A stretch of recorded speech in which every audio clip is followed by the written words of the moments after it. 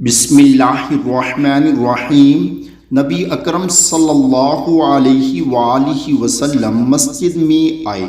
ایک شخص نماز پڑھ رہا تھا اور دعا مانگتے ہوئے وہ اپنی دعا میں کہہ رہا تھا، اللہم لا الہ الا انت المنان بدیع السماوات والارض ذی الجلال والاکرام۔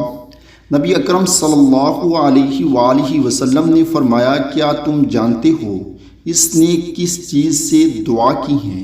اس نے اللہ سے اس کے اسم اعظم کے ذریعے دعا کی ہے کہ جب بھی اس کے ذریعے دعا کی جائے گی اللہ تعالیٰ اسے قبول کر لے گا، اور جب بھی اس کے ذریعے کوئی چیز مانگی جائے گی اسے عطا فرما دے گا۔